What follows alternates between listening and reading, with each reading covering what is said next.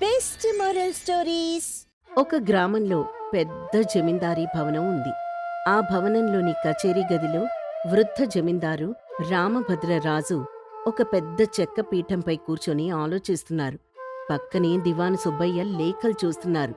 రామభద్రరాజు నిట్టూరుస్తూ, చూసావా సుబ్బయ్య, వయస్సు ఏర్లై పారుతోంది, శరీరం క్షీణిస్తోంది. మన గ్రామాన్ని, ఈ జమీందారీలోని వేల ఎకరాల పొలాల్ని, ప్రజల సంక్షేమాన్ని ఇకపై ఎవరు చూసుకుంటారు అనే దిగులు నన్ను రాత్రిళ్ళు నిద్రపోనివ్వడం లేదు. అలా అనకండి ప్రభూ, తమరి ఆరోగ్యం బాగుంది. పైగా మీకు 3 కుమారులు ఉన్నారు కదా, ప్రతాప్ బాబు, భాస్కర్ బాబు, ఆదిత్య బాబు. 3 విద్యావంతులే, బుద్ధిమంతులే కదా. చదువు వేరు, బుద్ధి వేరు. రాజనీతి, అలాగే సంపదను కాపాడి వృద్ధి చేసే నేర్పు వేరు సుబ్బయ్య. ఆస్తి సంపాదించడం ఒక ఎత్తైతే, ఉన్న సంపదను ప్రజలకు ఉపయోగపడేలా పెంచడం మరొక ఎత్తు. నా పెద్ద కొడుకు ప్రతాప్ దేన్ని ముట్టుకోడానికి ధైర్యంగా ముందుకెళ్ళడు. భద్రత అనుకుంటూ ఉన్నది ఉన్నట్టు దాచిపెట్టడమే గొప్ప అనుకుంటాడు. మరి రెండో బాబు భాస్కర్ గారి సంగతి? భాస్కర్ ఆలోచనలు అంబరాన్ని తాకుతాయి, కానీ నాణ్యానికున్న విలువ మాత్రమే చూస్తాడు. శ్రమ విలువ వాడికి తెలియదు. ఏదైనా సులభంగా జరిగిపోవాలనుకుంటాడు. మరి చిన్నబాబు ఆదిత్య గారు? ఆదిత్యకు మట్టి మీద మక్కువుంది, కష్టపడతాడు. కాని మొత్తం జమీందారీ బాధ్యతల్ని భుజాన వేసుకునే సార్థకత, సామర్థ్యం వాడికున్నాయో లేదో నేను స్వయంగా నిరూపణ చేసుకోవాలి. కేవలం పెద్దవాడైనంత మాత్రాన ఆస్తి రాసివ్వడం ధర్మం అనిపించుకోదు. ప్రజా సంక్షేమాన్ని పెంచేవాడే అసలైన వారసుడు. మరి తమరి ఆలోచనేంటి ప్రభూ? ఏవైనా పరీక్ష పెట్టబోతున్నారా? అవును సుబ్బయ్య, ఒక చిన్న పరీక్ష. అది ధనంతో కూడుకున్నది కాదు, తెలివితో కూడుకున్నది. నువ్వెంటనే వెళ్ళి 3 అబ్బాయిల్ని ఇక్కడికి తీసుకురా. చిత్తం ప్రభూ, ఇప్పుడే పిలుచుకొనొస్తాను అని సుబ్బయ్య జమీందార్ కుమార్లకి రమ్మని చెప్పి మళ్లీ కచేరీ గదిలోకి వస్తాడు. కొద్దిసేపటి తర్వాత ప్రతాప్, భాస్కర్, ఆదిత్య కచేరీ గదిలోకి ప్రవేశిస్తారు. తండ్రికి నమస్కరిస్తారు. నమస్కారం నాన్నగారు. దివాన్ గారు మమ్మల్ని అత్యవసరంగా రమ్మన్నారు. ఏవైనా విశేషమా? అవునాన్నా, ఈ సమయంలో మమ్మల్ని 3 ఒకేసారి పిలిచారంటే ఏదైనా పెద్ద విషయమే ఉంటుంటుంది. నమస్కారం నాన్నా, మీ ఆరోగ్యం బావుంది కదా? నా ఆరోగ్యం బావుంది నాయన్లారా. మిమ్మల్ని ఇక్కడికి పిలిపించింది ఒక ముఖ్యమైన విషయం చెప్పడానికి. నాకు వయసు మేట వేస్తోంది. ఈ గ్రామం జమీందారీ బాధ్యతల్ని, మన వంశ పరంపరగా వస్తున్న ఆస్తుల్ని సరైన చేతుల్లో పెట్టాల్సిన సమయం వచ్చింది. నాన్నగారు, తమరి ఇంకా చాలా కాలం మమ్మల్ని నడిపించాలి. అంతలోనే మాటలెందుకు? కాలం ఎవరికోసం ఆగదు ప్రతాప్. అందుకే మీ 3కి ఒక చిన్న పరీక్ష పెట్టాలని నిర్ణయించుకున్నాను. ఈ పరీక్షలో ఎవరు గెలిస్తే వారే ఈ జమీందారికి తదుపరి అధికారి అవుతారు. పరీక్ష? ఎలాంటి పరీక్ష నాన్నగారు? కత్తిసామా లేక రాజ్యపాలనా విధానాలా? అవేవీ కావు భాస్కర్. సుబ్బయ్య, ఆ ముడుపుల్ని తీసుకురా. అనగానే సుబ్బయ్య ఒక పళ్ళెంలో 3 చిన్న చిన్న పట్టు సంచుల్ని తీసుకొనొస్తాడు. ఒక్కో సంచిలో కొద్దిగా ఆవగింజలుంటాయి. ఇవిగోండి, మీ 3కి ఒక్కో పట్టు సంచి ఇస్తున్నాను. ఈ సంచిలో కొన్ని ఆవగింజలున్నాయి. మీరీ ఆవగింజల్ని మీ దగ్గర ఉంచుకోవాలి. సరిగ్గా 1 సంవత్సరం తర్వాత ఇదే రోజున, ఇదే సమయానికి నా దగ్గరకొచ్చి ఈ ఆవగింజల్ని నాకు తిరిగివ్వాలి. ఎవరు వీటిని అత్యంత సమర్థవంతంగా తిరిగిస్తారు, వారికే నా జమీందారీ పదవి దక్కుతుంది. ప్రతాప్ సంచినందుకుంటూ, ఆవగింజలా? నాన్నగారు, ఇది చాలా సులువైన పని. ఈ కొద్దిపాటి ఆవగింజల్ని భద్రంగా దాచడం ఒక పెద్ద లెక్క. భాస్కర్ సంచిని పరిశీలిస్తూ, అవునాన్నా, ఆవగింజల్ని కాపాడటం ఏమంత కష్టం? నా గదిలోని ఇనప్పెట్టెలో పెట్టి తాళం వేస్తే 1 సంవత్సరం కాదు, 10 ఏళ్లైనా అలాగే ఉంటాయి. ఆదిత్య సంచిని చేతుల్లోకి తీసుకుని ఆలోచిస్తూ, నాన్నగారు, మీ మాటల వెనక ఏదో అంతరార్థం ఉందని నాకు అనిపిస్తోంది. తప్పకుండా మీరు చెప్పినట్టే 1 సంవత్సరం తర్వాత ఈ ఆవగింజలతో మీ ముందుకొస్తాను. మంచిది, ఇక మీరు వెళ్ళవచ్చు. గుర్తుంచుకోండి, సరిగ్గా 1 సంవత్సరం. అంటూ ఉండగా జమీందారీ భవనం బయట తోటలో ప్రతాప్, భాస్కర్ మాట్లాడుకుంటున్నారు. నాన్నగారికి వయసు పెరిగి ఇటువంటి చిన్న చిన్న పరీక్షలు పెడుతున్నారు భాస్కర్. ఈ కొద్దిపాటి ఆవగింజల్ని దాచడానికి విచారించాల్సిన పనే ఉంది.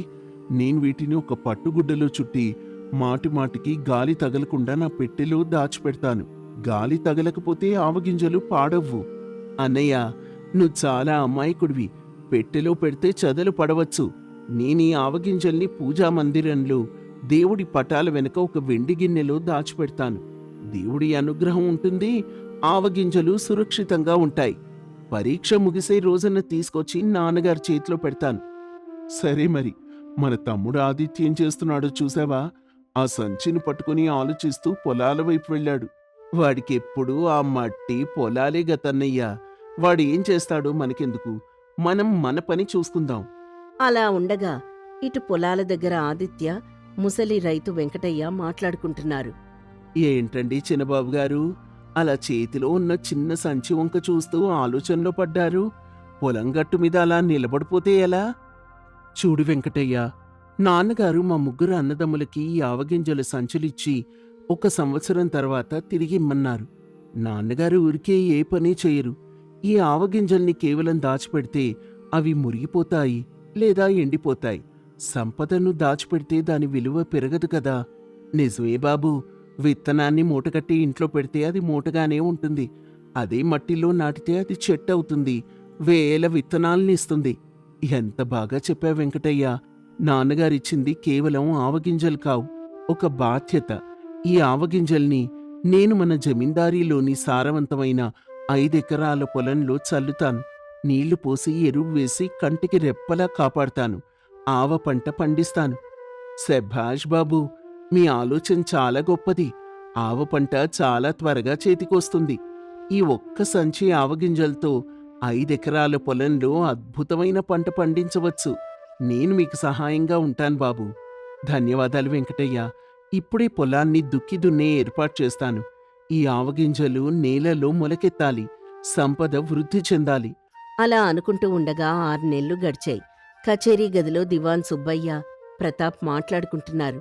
ప్రతాప్ బాబు, నాన్నగారిచ్చిన ఆవగింజల సంచి భద్రంగా ఉందా? దాని కొదమే ఉంది సుబ్బయ్య గారు. నా ఇనప్పెట్టెలు నూనె కాగితంలో చుట్టి పట్టుగుడ్డలో భద్రంగా దాచాను. రోజుకోసారి వెళ్లి తాళం ఉందో లేదో చూసుకుంటున్నాను. నాన్నగారిచ్చిన ఆవగింజలు చెక్కు చెదరకుండా ఉన్నాయి. అలాగా బాబు. మరి భాస్కర్ బాబు ఏం చేస్తున్నారు?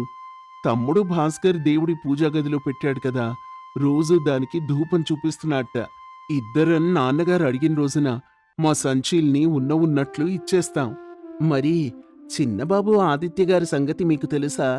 ఏముంది, రోజు ఉదయాన్నే లేచి పొలానికి వెళ్తున్నాడు. ఎండనక వాననక కష్టపడుతున్నాడు. ఆవగింజల్ని పొలంలో చల్లాట. గింజల్ని దాచమంటే మట్టిలో కలిపేశాడని నాకనిపిస్తోంది.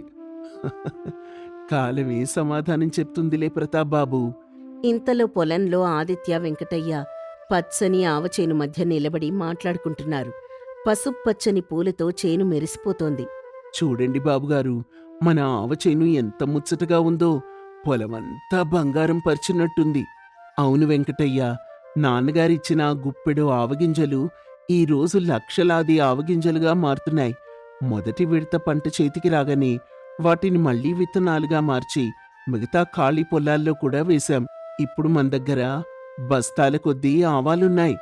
బాబు, మీరు కేవలం పంట పండించడమే కాదు, ఈ ఆవాల నుండి నూనె తీసే గానుగలను కూడా మన ఊరి పేద రైతులకు ఏర్పాటు చేశారు కదా. దానివల్ల ఊళ్ళో నలుగురికి ఉపాధి కూడా దొరికింది. అవును వెంకటయ్య, సంపద అనేది మన దగ్గరే ఉండిపోకూడదు. దానివల్ల 10 మందికి ఉపయోగం కలగాలి. ఈ పంట ద్వారా వచ్చిన లాభంతో మన ఊరి చెరువు కట్టను బాగుచేశాం, బడికి సున్నాలు వేయించాం. నాన్నగారు నాకిచ్చిన ఆవగింజల నిజమైన శక్తి ఇది. అలా ఉండగా సంవత్సరం పూర్తయిన రోజు వచ్చింది. ఆ గ్రామం జమీందారీ కచేరీ గది జనంతో కిటకిటలాడుతోంది. గ్రామంలోని పెద్దలు, రైతులు, ప్రజలు వచ్చి ఉన్నారు. వేదికపై జమీందార్ రామభద్రరాజు పీఠంపై కూర్చొనున్నారు. ఆయన పక్కనే దివాను సుబ్బయ్య నిలబడి ఉన్నారు. 3 కుమారులు ముందుకొచ్చి నిలబడ్డారు. అప్పుడు రామభద్రరాజు, నా ప్రియమైన కుమారులారా, ఈ రోజుతో నేను మీ ముగ్గురికి ఆవగింజల సంచి ఇచ్చి సరిగ్గా 1 సంవత్సరం పూర్తయింది. నేనిచ్చిన ఆ ఆవగింజల్ని తిరిగి పొందాల్సిన సమయం వచ్చింది. ప్రతాప్ ముందుకొచ్చి చిరునవ్వుతో, నాన్నగారు, తమరిచ్చిన ఆవగింజల సంచిని నేనత్యంత భద్రంగా కాపాడాను. ఇదిగోండి తమరిచ్చిన పట్టు సంచి. అంటూ ప్రతాప్ తన సంచిని తండ్రికిస్తాడు. జమీందారు ఆ సంచిని విప్పి చూస్తారు.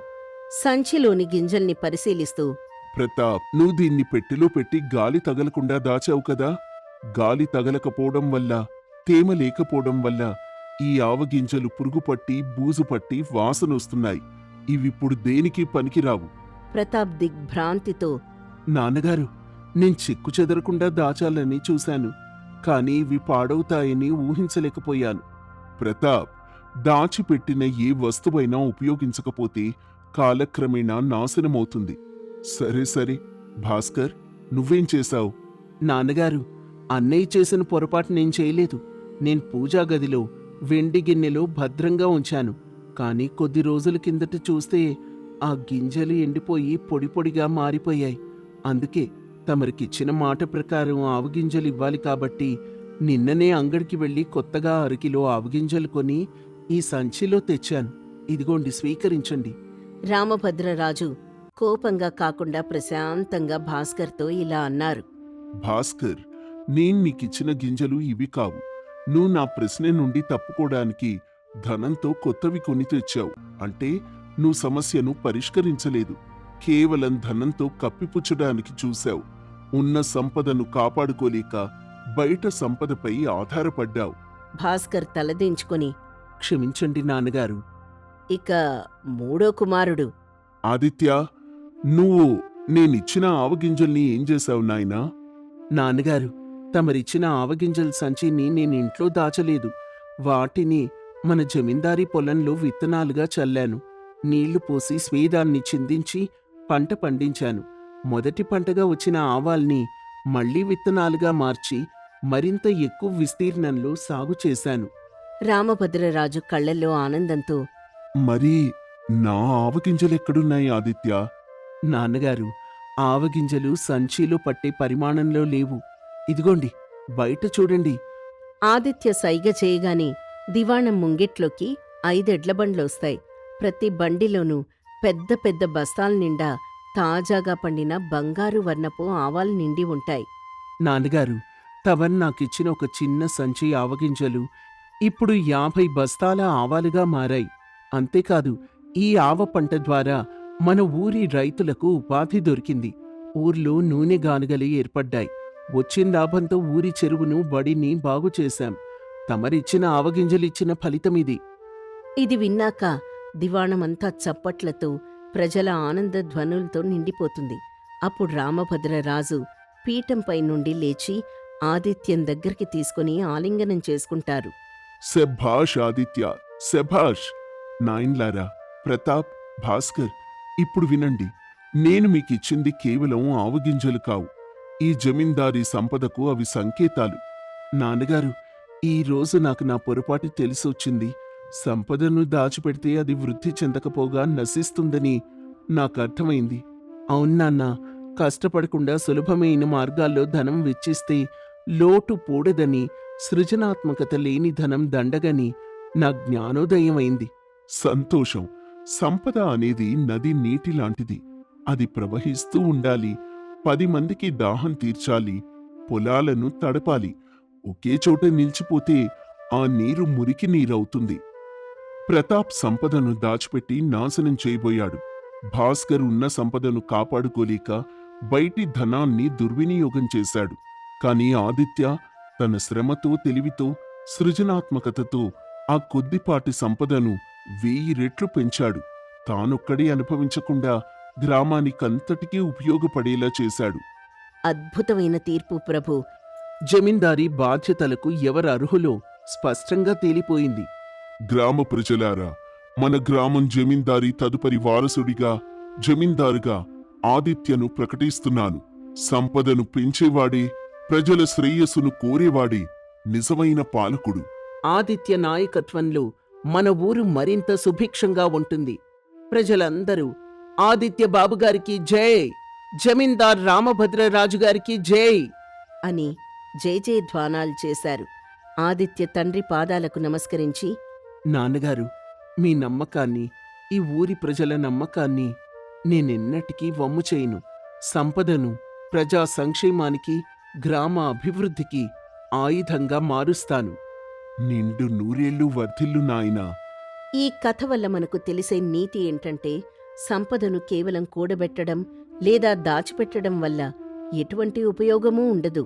ధనాన్ని లేదా వనరులను బుద్ధి కుశలతతో, శ్రమతో వృద్ధి చేయడం మరియు దాన్ని సమాజ శ్రేయస్సుకు, అభివృద్ధికి సృజనాత్మకంగా ఉపయోగించడమే నిజమైన సమర్థత. ఒకానొక పచ్చని పల్లెటూరులో రామయ్య, సీతమ్మ అనే భార్యాభర్తలు నివసిస్తూ ఉండేవారు. వాళ్లకి పిల్లల్లేరు. ఇద్దరూ ఎంతో అన్యోన్యంగా ఒకరికొకరు తోడుగా బతుకుతూ ఉండేవారు. రామయ్యకు వ్యవసాయం అంటే ప్రాణం. రోజు పొద్దున్నే లేచి పొలానికి వెళ్లి కష్టపడి పనిచేసి మధ్యాహ్నం ఆకలితో ఇంటికొచ్చేవాడు. సీతమ్మ ఎంతో శ్రద్ధగా ఇంటి పనులు చూసుకుంటూ భర్తకిష్టమైన వంటలు చేసి పెడుతూ ఉండేది. ఇలా వారి జీవితం ప్రశాంతంగా సాగిపోతున్న రోజుల్లో ఒకనాడు ఒక చిన్న సంఘటన జరిగింది. ఆ రోజు ఉదయం సూర్యుడింకా పూర్తిగా రాకముందే రామయ్య పొలానికి వెళ్లడానికి సిద్ధమవుతున్నాడు. సీతా, ఓ సీతా, ఎక్కడున్నావే? నా కండువా ఎక్కడ పెట్టావు? ఎంత వెతికినా కనిపించటం లేదు. ఎద్దుల్ని తోలుకొని పొలానికి వెళ్లాల్సిన వేళయింది. త్వరగా రావే. వస్తున్నానండి. ఎందుకంత కంగారు పడిపోతారు? కండువా అక్కడే దండం మీద ఆరేసుంచాను కదా, సరిగ్గా చూసుకోలేదా? ఇదిగోండి మీ కండువా. పొద్దున్నే ఏమీ తినకుండా వెళ్తున్నారు. కనీసం కాస్త చలిమిడైనా తిని వెళ్ళకూడదా? అవసరం లేదులే సీత. నిన్న మడి దున్నడం సగంలోనే ఆపేశాను. ఈ రోజు ఆ పని పూర్తి చేయాలి. ఎండలు బాగా ముదిరిపోతున్నాయి. ఎండ నెత్తిమీదికి రాకముందే పని ముగించుకొని వస్తాను. మధ్యాహ్నానికి వేడిగా ఏదైనా మంచి కూర వండిపెట్టు. అలాగేనండి. మీరడిగారని నిన్ననే సంతలో లేత వంకాయలు తెచ్చాను కదా, మీకెంతో ఇష్టమైన వంకాయ కూర, ముద్దపప్పు వండుతాను. ఎండలో జాగ్రత్తగా ఉండండి. మధ్యాహ్నం త్వరగా ఇంటికొచ్చేయండి సరేలేవే, నువ్వు వంట పని చూసుకో, నేను వెళ్తున్నాను అని చెప్పి రామయ్య ఎద్దుల్ని తోలుకొని పొలానికి వెళ్ళిపోయాడు. సీతమ్మ ఇంటి పనులన్నీ ముగించుకొని నీళ్లు తెచ్చుకొని వంట చేయడం మొదలుపెట్టింది. మధ్యాహ్నం ఎండ మండుతుండగా రామయ్య అలసిపోయి ఇంటికొచ్చాడు. సీతా, అబ్బా, ఈరోజు ఎండ మామూలుగా లేదే. నా ప్రాణం పోయినంత పనైంది. త్వరగా ఒక చెంబు నీళ్లు తీసుకురా. కాళ్ళు చేతులు కడుక్కొనొస్తాను. ఆకలితో పేగులు మాడిపోతున్నాయి. ఇదిగోండి నీళ్లు. ఇప్పుడే వడ్డించేస్తాను. మీరు కాళ్ళు చేతులు కడుక్కొని లోపలికి రండి. అన్నీ సిద్ధంగా ఉన్నాయి. రామయ్య చేతులు కడుక్కొని భోజనానికి కూర్చున్నాడు. సీతమ్మ వేడివేడి అన్నం, వంకాయ కూర వడ్డించింది. రామయ్య ఎంతో ఆశగా ఒక ముద్ద కలుపుకొని నోట్లో పెట్టుకున్నాడు. వెంటనే అతని ముఖం మారిపోయింది. అబ్బా సీత, ఏంటి ఈ కూర? నోట్లో పెట్టుకోగానే నాలుక మండిపోతోంది. ఇంత కారం వేశావేంటి? నా ప్రాణం తీయాలని ఏమైనా అనుకుంటున్నావా ఏంటి? కారం ఏముందండి, రోజు వేసినట్టే వేశాను కదా. నేను నా చేతులతోనే కారం దంచి సీసాలో పోశాను. ఎప్పుడూ వేసే కొలత ప్రకారమే వేశాను. మీకే ఈరోజు ఎండలో తిరిగి రావడంతో నాలుకకేమైందో ఏంటో. నా నాలుకేమీ కాలేదు సీత.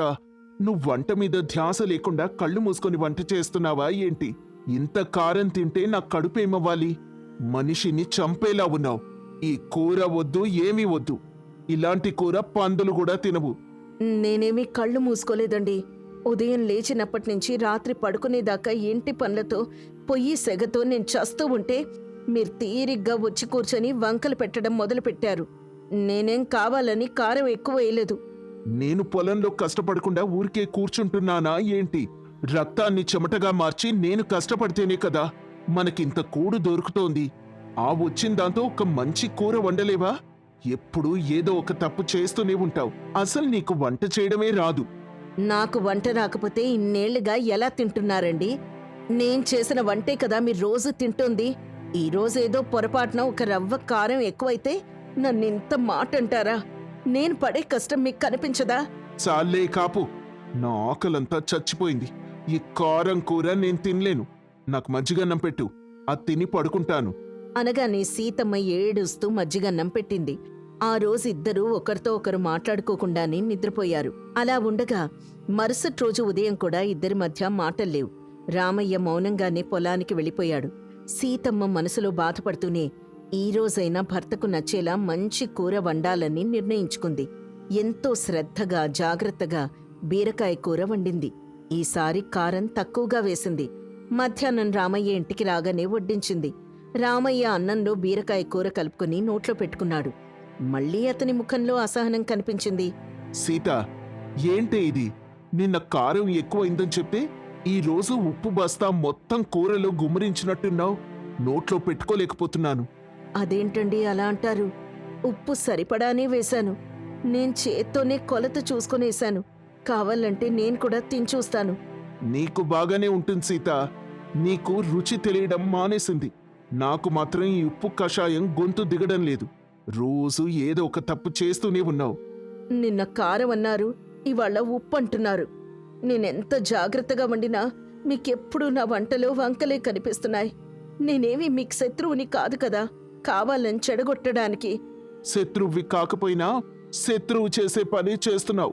ఇలాగే ఉంటే నేను ఇంట్లో భోజనం చేయడం మానేసి ఎక్కడైనా పక్కూర్లో పూటకొళ్ళి ఇంట్లో భోజనం చేస్తాను. అప్పుడైనా నాకు ప్రశాంతంగా 2 ముద్దలు లోపలికెళ్తాయి. మీ ఇష్టం వచ్చినట్టు చేసుకోండి. నేనెంత కష్టపడినా నాకు గుర్తింపు లేదు. ఉదయం నుంచి పొయ్యి ముందు కూర్చొని కళ్ళు వాచిపోయేలా వంట చేస్తే మీకు నా కష్టమేమీ కనిపించటం లేదు. ఇలా ఇద్దరూ పెద్ద పెట్టున గొడవ పడుతున్నారు. వాళ్ల గొంతులు వీధి చివరి వరకు వినపడుతున్నాయి. సరిగ్గా అదే సమయంలో వాళ్ల పొరుగింట్లో ఉండే రాధమ్మ ఆ దారిన వెళ్తూ ఈ కేకలు విని లోపలికొచ్చింది. రాధమ్మ పెద్దరికం ఉన్న మనిషి. అందరితో మంచిగా ఉండే స్వభావం ఆమెది. ఏమిటమ్మా సీతమ్మా, ఏంటి రామయ్య గారు, మళ్ళీ మొదలు పెట్టారా మీరిద్దరూ? వీధి చివరి వరకు వినపడుతున్నాయి మీ కేకలు. అసలేమైంది? ఊరి జనాలందరూ మీ గురించే మాట్లాడుకుంటున్నారు. చూడక్క, నేనెంత కష్టపడి వండినా ఆయనకు నచ్చడం లేదు. నిన్న కారం అన్నాడు, ఇవాళ ఉప్పు అంటున్నాడు. నేనేదో కావాలని చేసినట్టు నానా మాటలు అంటున్నాడు. రామయ్య గారు, ఎందుకండి ఆడదాని మీద అలా అరుస్తారు? ఆవిడ పాపం రోజంతా ఇంటి పనులు చేసి మీకోసం కష్టపడి వండుతోంది కదా. వంట చేసేటప్పుడు కాస్త అటు ఇటు అవ్వడం సహజమే. ఉప్పు కొంచెం ఎక్కువైతే తీసి పక్కన పెట్టి మజ్జిగతో తినొచ్చు కదా. దానికోసం భార్యని అంత మాటలన్నాలా? ఏమిటమ్మా రాధమ్మా, నువ్వు కూడా ఆవిడకే వంత పాడుతున్నావు? రోజు కష్టపడి ఇంటికొస్తే కడుపు నిండా అన్నం పెట్టకపోతే ఎలా? ఒకరోజు కారం, ఒకరోజు ఉప్పు, ఇలా అయితే నేనెలా బతకాలి? అర్థం చేసుకున్నాను రామయ్య గారు. మీ ఆకలి బాధ నాకు తెలుసు. కానీ అలా అని చెప్పి రోజుకొక గొడవ పడితే కాపురం ఎలా సాగుతుంది? మీరిద్దరూ పెద్దవాళ్ళు, మీకు మీరే తోడు. ఇలా చిన్న చిన్న విషయాలకు పట్టింపులకపోతే ఎలా? సర్దుకుపోవాలి. కూర బాగా లేకపోతే ప్రేమగా చెప్పండి, రేపు బాగా చేస్తుంది. అంతేకాని ఇలా వీధిలో వాళ్ళందరికీ వినబడేలా కేకలు వేయకండి. అది విన్నాక రాధమ్మ మాటలకు రామయ్య కొంచెం శాంతించాడు. సీతమ్మ కూడా కన్నీళ్లు తుడుచుకుంది. సరే, మీరిద్దరూ ఇక గొడవ పడకండి, నేను వెళ్తాను. సీతమ్మ, నువ్వు కూడా ఆయన మీద కోపడకు. ఆయన ఎండలో కష్టపడి వస్తాడు కదా, ఆ కోపంలో 4 మాటలంటాడు. నువ్వు మనసులో పెట్టుకోకు అని చెప్పి రాధమ్మ వెళ్ళిపోయింది. ఆ రోజు కూడా గొడవ సద్దుమణిగింది. కాని ఇద్దరి మధ్య దూరం అలాగే ఉండిపోయింది.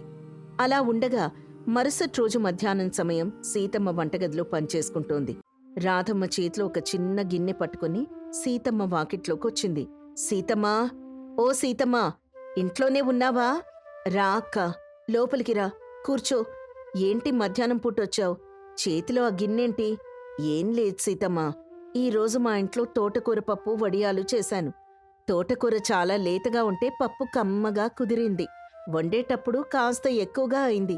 నాకెందుకో వెంటనే గుర్తొచ్చింది, నిన్న మీరు భోజనం దగ్గరే కదా గొడవ పడ్డారు. సరేలే, మీక్కూడా కొంత ఇద్దామని గిన్నెలో వేసుకొని తెచ్చాను. ఈ పప్పు మీ గిన్నెలో పోసుకో. అయ్యో, ఎందుకక్కా శ్రమపడ్డావు? నా వంట నేను చేసుకున్నాను కదా, నువ్వు తెచ్చావంటే నేను కాదనిలేనులే. సరే, తీసుకుంటాను. నీకు నా మీద ఎంత ప్రేమక్కా? ప్రేమదేముందే, ఇరుగు పొరుగు అన్నాక ఒకరికొకరు సాయం చేసుకోకపోతే ఎలా? మనం ఉన్నది పల్లెటూళ్ళలో, కలిసికట్టుగా ఉండాలి. సరే, నేను వెళ్తాను, మా ఆయన వచ్చే వేళయింది అని చెప్పి రాధమ్మ వెళ్ళిపోతుంది. కాసేపటికి రామయ్య ఇంటికొచ్చాడు. ముఖం కడుక్కొని భోజనానికి కూర్చున్నాడు. సీతమ్మ ఒక ఆకు వేసి అందులో అన్నం వడ్డించి రాధమ్మ తెచ్చిన తోటకూర పప్పు వేసి వడియాలు పక్కన పెట్టింది. రామయ్య అన్నంలో పప్పు కలుపుకొని ఒక ముద్ద తిన్నాడు. అంతే, అతని కళ్ళు ఆనందంతో మెరిశాయి. అబ్బా సీత, ఏమి రుచి, ఏమి రుచి! అమృతంలాగుందే. ఇలాంటి పప్పు నేను నా జీవితంలో తినలేదు. ఎంత కమ్మగా ఉందో! ఉప్పు, కారం అన్నీ సరిగ్గా సరిపోయాయి. వడియాలు కూడా కరకరలాడుతూ భలే ఉన్నాయి. నువ్వు నా కోసం ఇంత అద్భుతంగా వండావా? నిన్న మొన్న నేను నిన్ను కోపగించుకున్నానని నా మీద కోపం కూడా లేకుండా నా కోసం ఇంత మంచి వంట చేశావు. నీ చేతులకు బంగారు గాజులు వేయాలి సీత. అప్పుడు సీతమ్మకు రామయ్య మాటలు విని ఆశ్చర్యమేసింది. అది తను చేసిన వంట కాదని రాధమ్మ తెచ్చిందని చెప్పబోయింది. కాని రామయ్య ఆనందంగా తింటూ ఉండడం చూసి మౌనంగా ఉండిపోయింది. నిజంగా చెప్తున్నాను సీత, ఈ రోజు భోజనంతో నా కడుపు నింపేశావు నువ్వు. రోజూ ఇలాగే వండొచ్చు కదా. ఇలా వండితే నేను నీ మీద ఎందుకు అరుస్తాను చెప్పు? నాకేమైనా పిచ్చా? ఈ రోజు నువ్వు చేసిన ఈ వంట నేనెప్పటికీ మర్చిపోలేను. అంటూ రామయ్య కడుపు నిండా భోజనం చేసి సంతోషంగా వెళ్లి నిద్రపోయాడు. సీతమ్మ మనసులో మాత్రం ఒక ఆలోచన మొదలైంది. ఆయనకు నా వంట నచ్చటం లేదు, కాని పొరుగింటి రాధమ్మ వంట మాత్రం అమృతంలా అనిపించింది. అసలు రాధమ్మ ఆ పప్పు ఎలా వండిందో తెలుసుకోవాలి అనుకుంది. అలా ఉండగా మరుసటి రోజు ఉదయం రామయ్య పొలానికి వెళ్ళిపోయాడు. సీతమ్మ తన ఇంటి పనులన్నీ త్వరగా ముగించుకుని రాధమ్మ దగ్గరికెళ్లి వంట రహస్యం అడగాలని నిర్ణయించుకుంది. నెమ్మదిగా నడుచుకుంటూ రాధమ్మ ఇంటి వైపు వెళ్ళింది.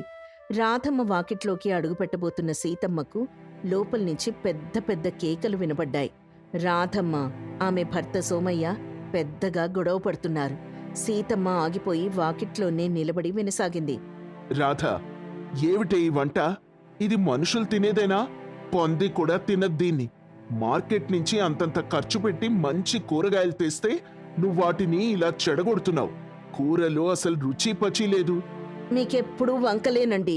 నేను ఉదయం నుంచి రాత్రి దాకా గొడ్డులాగా కష్టపడి పనిచేసి మీకోసం చెమటోడ్చి వంట చేస్తే మీకు నా వంటలో ఎప్పుడూ తప్పులే కనిపిస్తాయి. నేనెంత బాగా చేసినా మీకు నచ్చదు. మీ నాలుక చచ్చిపోయింది. నా వంటలో ఏ లోపం లేదు. నా నాలుకకేం కాలేదే. నీకే వంట చేయడం చేత కావడం లేదు. ఆ పక్కింటి సీతమ్మని చూసి నేర్చుకో. ఆవిడెంత బాగా వండుతుందో. మొన్న ఊరి పండుగలో ఆవిడ చేసిన పులిహోర తింటే అబ్బా, జన్మ ధన్యం అనిపించింది. నువ్వున్నావే, ఎప్పుడూ ఒకే రకమైన కూరలు, చప్పటి రుచులు. ఓహో, పక్కింటి సీతమ్మ వంట అంత బాగా నచ్చిందా మీకు? అయితే వెళ్ళి ఆవిడ ఇంట్లోనే భోజనం చేయండి. నన్నెందుకు అడగడం? నా వంట మీకు నచ్చనప్పుడు నేనెందుకు మీకు వండి పెట్టాలి? ఈ రోజు నుంచి మీరే వండుకోండి. అంత మాట అంటావా? నా సంపాదనతో నువ్వు బతుకుతూ మళ్ళీ నాకే ఎదురు చెప్తావా? నీకెంత పొగరు! ఇలా వాళ్ళిద్దరూ ఒకరినొకరు దూషించుకుంటూ తీవ్రంగా గొడవ పడుతూ ఉంటారు. సీతమ్మకు విషయం అర్థమైంది. వెంటనే ఆమె లోపలికెళ్ళింది. ఏమిటక్కా? ఏంటి సోమయ్య గారు, ఎందుకిలా ఉదయాన్నే గొడవ పడుతున్నారు? దయచేసి అరవడం ఆపండి. రా సీతమ్మ, నువ్వే చెప్పు. నేనింత కష్టపడి వండితే ఈయనకి నచ్చటం లేదట. పంది కూడా తినదంట. ఈయనకి రోజు కొత్త కొత్త రుచులు కావాలట. నేనెక్కడి నుంచి తేవాలి? అబద్ధం చెప్పడం లేదు సీతమ్మ. ఈవిడ వంట రోజు రోజుకి తీసికట్టుగా తయారవుతోంది. అసలు భోజనం చేయాలనే కోరిక చచ్చిపోతోంది. అది విని సీతమ్మ చిరునవ్వు నవ్వింది. ఆమెకంతా స్పష్టంగా అర్థమైంది. సోమయ్య గారు, మీరు కాస్త శాంతించండి. కోప్పడకండి. మీ గొడవకు కారణం వంటే కదా. మీరొక్క నిమిషం ఇక్కడే ఉండండి, నేనిప్పుడే వస్తాను అని చెప్పి సీతమ్మ వెంటనే తనింటికి పరిగెత్తింది. అప్పటికే తను తన భర్త కోసం వండిన మునక్కాయ టమాటో కూరను ఒక గిన్నెలో వేసుకుని తిరిగి రాధమ్మ ఇంటికొచ్చింది. సోమయ్య గారు, ఇది నేనీరోజు ఉదయం వండిన మునక్కాయ కూర. ఒకసారి ఇది రుచి చూసి ఎలా ఉందో చెప్పండి. అప్పుడు సోమయ్య ఆశ్చర్యంగా గిన్నె తీసుకున్నాడు. కొంచెం కూర తీసుకుని నోట్లో పెట్టుకున్నాడు. రుచి చూడగానే అతని ముఖంలో కోపం మాయమై ఆనందం వెల్లివిరిసింది. అద్భుతం సీతమ్మ! ఈ కూర ఎంత బావుందో మాటల్లో చెప్పలేను. మునక్కాయ ఎంత లేతగా ఉందో, టమాటా పులుపు, కారం అన్నీ ఎంత సమపాళ్లలో కుదిరాయో. నిజంగా చాలా రుచిగా ఉంది. మా ఆవిడెప్పుడూ ఇంత రుచిగా ఉండదు. నీ చేతి వంట చాలా అద్భుతంగా ఉంది సీతమ్మ.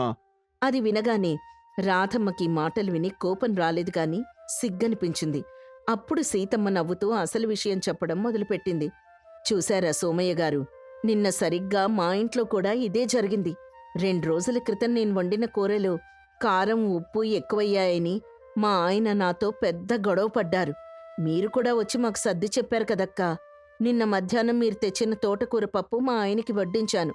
అదాయన తిని అమృతంలా ఉంది, నా జీవితంలో ఇంత మంచి కూర ఎప్పుడూ రుచి చూడలేదు అని నన్ను పొగడ్తలతో ముంచెత్తారు. అది నా వంట కాదు, మీ వంట అని ఆయనకి తెలియదు. నిజమా సీతమ్మ? నా వంట రామయ్య గారికి అంత నచ్చిందా? అవునక్క. ఇప్పుడు చూస్తే నా వంట సోమయ్య గారికి ఎంతో నచ్చింది. దీన్ని బట్టి మనకేం అర్థమవుతుందంటే, మనం చేసే వంటలో లోపం లేదు. ఎవరికైనా తమ ఇంట్లో రోజూ తినే భోజనం కన్నా పక్కవాళ్ళింట్లో భోజనం ఎప్పుడూ రుచిగానే అనిపిస్తుంది. మన పెద్దలొక సామెత చెప్పారు కదా, పొరుగింటి పుల్లకూర రుచి అని. అదే అక్షరాల నిజం. నువ్వు చెప్పింది 100కి 100 పాళ్ళు నిజం సీతమ్మ. రోజూ ఒకే చేతి వంట తిని మన నాలుకకు ఆ రుచి అలవాటైపోతుంది. అందుకే కొత్త రుచి తగలగానే అది అమృతంలా అనిపిస్తుంది. ఇందులో రాధ తప్పేమీ లేదు. నా నాలుకదే తప్పు. నన్ను క్షమించు రాధా. నన్ను కూడా క్షమించండి. నేను కూడా మీ మాటల్ని తప్పుగా అర్థం చేసుకున్నాను. అలా ఉండగా సాయంత్రం రామయ్య కూడా అక్కడికొచ్చాడు. జరిగిన విషయమంతా సీతమ్మ రామయ్యకు వివరించింది. రామయ్య కూడా తన తప్పును తెలుసుకున్నాడు. నిజమే సీత, నేను అనవసరంగా నీ మీద కోపడ్డాను. రోజు నువ్వెంతో కష్టపడి నా కోసం వండుతున్నావు. నేనా కష్టాన్ని గుర్తించకుండా రుచి కోసం ఆరాటపడ్డాను. నిన్న రాధమ్మగారు తెచ్చిన పప్పు తిన్నప్పుడు నాకా కొత్త రుచి బాగా నచ్చింది. కాని దాని అర్థం నీ వంట బాగా లేదని కాదు. నన్ను క్షమించవే. అప్పుడు వాళ్ళ నలుగురూ కలిసి ఒక నిర్ణయానికొచ్చారు. రాధమ్మ ఇలా అంది, మనలో మనకి చిన్న చిన్న గొడవలెందుకు? మనందరం కలిసి ఒక పని చేద్దాం. రోజూ నువ్వొక రకం కూర వండు, నేనొక రకం కూర వండుతాను. ఇద్దరం ఆ కూరల్ని పంచుకుందాం. అప్పుడు మా ఆయనకి నీ చేతి వంట రుచి దొరుకుతుంది, మీ ఆయనకి నా చేతి వంట రుచి దొరుకుతుంది. అందరికీ రోజుకొక కొత్త రుచి దొరికినట్టవుతుంది. ఏమంటారు? భలే ఆలోచన చెప్పావు రాధా. ఇది చాలా బావుంది. అవునవును, ఇది చాలా మంచి ఉపాయం. దీనివల్ల మన మధ్య గొడవలుండవు. పైగా ఎంతో సంతోషంగా కలిసిమెలిసి ఉండొచ్చు. నాక్కూడా ఈ ఆలోచన నచ్చింది. రేపట్నుంచి అలాగే చేద్దామక్కా. ఇక ఆ రోజు నుంచి రామయ్య, సీతమ్మ, సోమయ్య, రాధమ్మ 2 కుటుంబాలు తాము వండిన వంటకాల్ని ఒకరికొకరు పంచుకోవడం మొదలుపెట్టారు. ప్రతిరోజు కొత్త కొత్త రుచులతో వాళ్ళ భోజనం ఎంతో ఆనందంగా సాగింది. ఒకరి వంటకాల్ని ఒకరు మెచ్చుకుంటూ, ఒకరి కష్టాన్ని ఒకరు గౌరవించుకుంటూ, ఎటువంటి గొడవలు లేకుండా ఎంతో సుఖ సంతోషాలతో వాళ్ళ జీవితం సాగిపోయింది. ఈ కథ వల్ల మనకు తెలిసే నీతి ఏంటంటే, ఎవరి ఇంట్లో ఉన్నది వాళ్ళకెప్పుడూ తక్కువగానే కనిపిస్తుంది. ఇతరుల వద్ద ఉన్నది ఎంతో గొప్పగా అనిపిస్తుంది. కానీ మన దగ్గర ఉన్నదాని విలువ తెలుసుకొని ఇతరులతో పంచుకుంటూ జీవించడమే నిజమైన సంతోషం.